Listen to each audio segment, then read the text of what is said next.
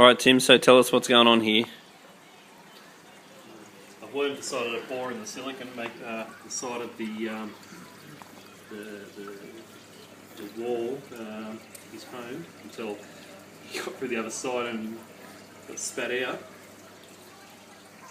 Have you got any feeling for what sort of worm it is? Just a common bristle worm, or I think it is. I didn't find him. be on your floor somewhere? No, he's somewhere. So how much water escaped when this happened? I reckon 200 mil flat. And then what was the next thing you had to do? Well, I had to clear all the sand out of the road, and then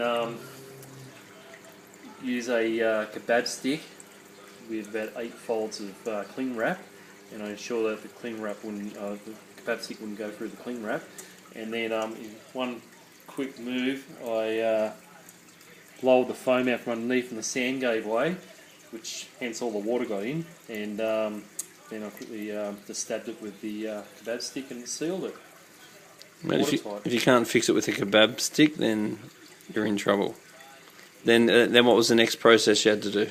Then I excavated the foam out the next day when the plywood dried a bit, and then I used some shell light to clean the bottom of the glass, and I got a silver glass there, and I cleaned that up with shell light, and then I put some silicone on the piece of glass, slid it under there, and then I used a fine knife to lift it up, used 2 chopsticks to pry it in, and use a pair of scissors, slide under there, and use a counterweight to keep the back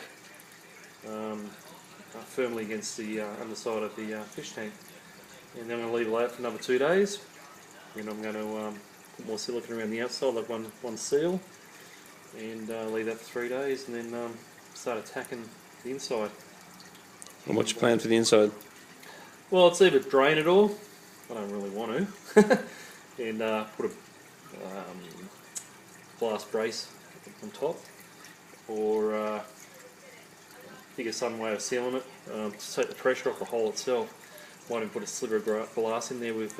Because if you put a slither of glass in there and you put a slither of glass down in the actual cut, if that's slightly possible, I don't know if it will be, and then if you were able to put a little patch, a glass patch on top, then you could actually silicone it underwater, as inconvenient and pain in the neck it is, because the silicone will go off underwater. I've done that before. It just doesn't have the tensile strength that you would get normally, but it probably doesn't need as much strength just to clog a little hole. No, well, I'm more relying on dissipating the pressure. Yep. Than having the pressure on that bit of glass there that's underneath. But also I've got some underlay from the floor, some of the foam. I'm going to fold that in and wedge that underneath that plate of glass as well. And it should work. Hopefully. But now I'm more cautious of these fucking worms. Yeah, well, it is something you hear of happening, the bristle worms burrowing through silicon, but it was something that's almost a wives' tale. Like, you rarely ever hear of it, but as by evident here, it definitely can actually happen. I think I've heard of it once before in my 25 years in the industry. Yeah, well, so anyway, here's the me. Tim's patch method. Oh, well, beats draining the tank and see how it goes.